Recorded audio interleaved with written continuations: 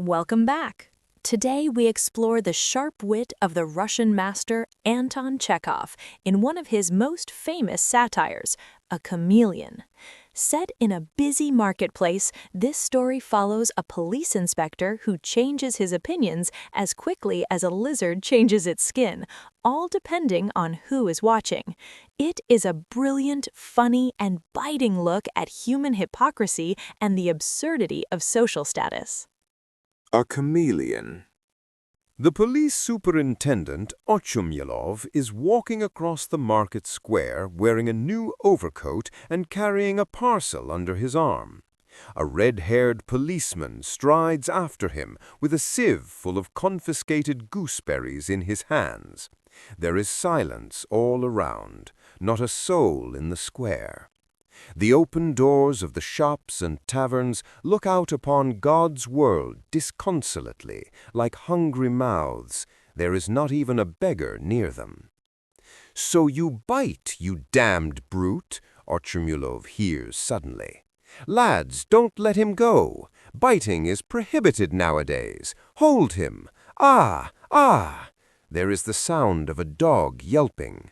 Ochumelov looks in the direction of the sound and sees a dog, hopping on 3 legs and looking about her, run out of Pichugin's timber yard. A man in a starched cotton shirt with his waistcoat unbuttoned is chasing her. He runs after her and, throwing his body forward, falls down and seizes the dog by her hind legs. Once more there is a yelping and a shout of "Don't let go!" Sleepy countenances are protruded from the shops, and soon a crowd, which seems to have sprung out of the earth, is gathered round the timber yard. "It looks like a row, Your Honor," says the policeman. Ochumelov makes a half-turn to the left and strides towards the crowd.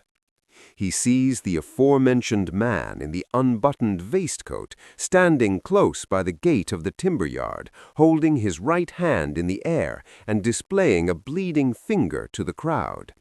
On his half-drunken face is plainly written, "I'll pay you out, you rogue," and indeed, the very finger has the look of a flag of victory. In this man, Ochumelov recognizes Hryukin, the goldsmith. The culprit who has caused the sensation, a white borzoi puppy with a sharp muzzle and a yellow patch on her back, is sitting on the ground with her forepaws outstretched in the middle of the crowd, trembling all over. There is an expression of misery and terror in her tearful eyes. "What's it all about?" Ochumelov inquires, pushing his way through the crowd. "Why are you here? Why are you waving your finger? Who shouted?" "I was walking along here, not interfering with anyone, Your Honor," Hryukin begins, coughing into his fist. "I was talking about firewood to Mitri Mitrich when this low brute, for no rhyme or reason, bit my finger. You must excuse me, I'm a working man. Mine is fine work. I must have damages, for I shan't be able to use this finger for a week, maybe. It's not even the law, Your Honor, that one should put up with it from a beast. If everyone is going to be bitten, life won't be worth living." Very good," says Ochumelov sternly, coughing and raising his eyebrows.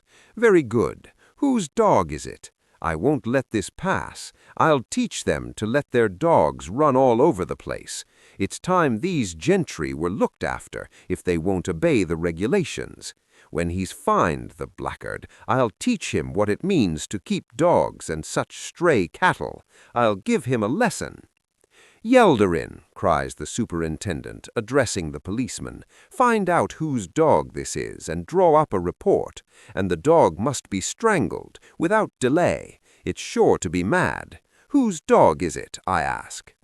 "I fancy it's General Zhigalov's," says someone in the crowd. "General Zhigalov's? Help me off my coat, Yelderin, my lad. It's frightfully hot. It must be a sign of rain. There's one thing I can't make out, how it came to bite you." Ochumelov turns to Hryukin. "Surely it couldn't reach your finger. It's a little dog, and you are a great hulking fellow. You must have scratched your finger with a nail, and then the idea struck you to get damages for it. We all know your sort. I know you devils. He put a cigarette in her face, Your Honor, for a joke, and she had the sense to snap at him. He's a nonsensical fellow, Your Honor. That's a lie, Squint Eye. You didn't see, so why tell lies about it? His Honor is a wise gentleman, and will see who is telling the truth, and who is telling the truth, as in God's eyes. And if I'm lying, let the court decide. It's written in the law. We're all equal nowadays. My own brother is in the gendarmes, let me tell you.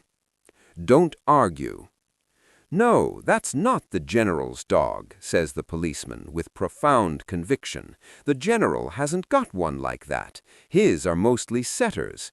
Do you know that for a fact? Yes, Your Honor. I know it too. The general has valuable dogs, thoroughbred, and this is goodness knows what. No coat, no shape, a low creature. And to keep a dog like that, where's the sense of it? If a dog like that were to turn up in St. Petersburg or Moscow, do you know what would happen? They wouldn't worry about the law. They would strangle it in a twinkling. You've been injured, Hryukin, and we can't let the matter drop. We must give them a lesson. It is high time.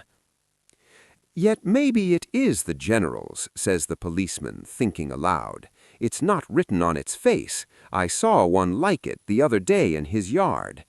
It is the general's, that's certain, says a voice in the crowd. Help me on my overcoat, Yelderin, my lad. The wind is getting up. I'm cold. You take it to the general's and inquire there. Say I found it and sent it, and tell them not to let it out into the street. It may be a valuable dog, and if every swine goes sticking a cigar in its mouth, it will be soon ruined. A dog is a delicate animal. And you put your hand down, you blockhead. It's no use your displaying your fool of a finger. It's your own fault. Here comes the general's cook. Ask him. He, Prohor, come here, my dear man. Look at this dog. Is it one of yours? What an idea. We've never had one like that. There's no need to waste time asking, says Ochumelov. It's a stray dog. There's no need to waste time talking about it. Since he says it's a stray dog it is. It must be destroyed, that's all about it. It is not our dog, Prohor goes on. It belongs to the general's brother who arrived the other day. Our master does not care for hounds, but his honor is fond of them. You don't say His Excellency's brother is here? Vladimir Ivanovich? Inquires Ochumelov, and his whole face beams with an ecstatic smile. Well, I never, and I didn't know. Has he come on a visit? Yes. Well, I never. He couldn't stay away from his brother, and there I didn't know. So this is his honor's dog. Delighted to hear it. Take it. It's not a bad pup. A lively creature. Snapped at this fellow's finger. Ha ha ha. Come, why are you shivering? The rogue's angry. A nice little pup. Prohor palls the dog and walks away from the timber yard with her. The crowd laughs at Hryukin. I'll make you smart yet, Ochumelov threatens him, and wrapping himself in his greatcoat goes on his way across the square.